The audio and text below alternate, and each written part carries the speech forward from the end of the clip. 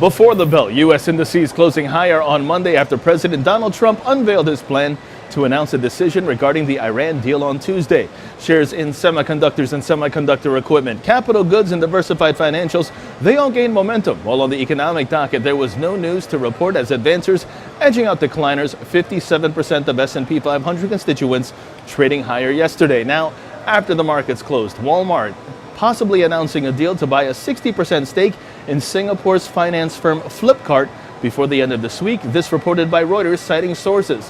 While Snap said Drew Valero would step down as CFO and be replaced by Tim Stone, currently Amazon.com executive. Meanwhile, overseas Asian markets mostly up today. The Nikkei up 0.18%, the Hang Seng up 1.36%, China's CSI 300 up 1.16%, and South Korea's Kospi down about 0.5%. European markets are trading lower, and U.S. futures calling for a negative start. In terms of expectations today, Walt Disney second quarter EPS seen at $1.70 on sales of $14.1 billion, while Marriott International first quarter EPS seen at $1.23 on sales of approximately $5.8 billion.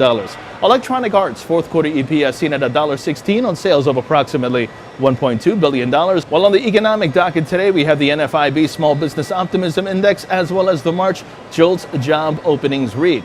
Meanwhile, in the markets, the S&P 500 that sees the upside prevail, while the Nasdaq sees further upside and is in focus as the relative strength index lacks downward momentum. Long positions above 67.41 are favored, with targets at 68.65 and 69.29.25 in extension. And lastly, the Dow Jones sees the bias remain bullish.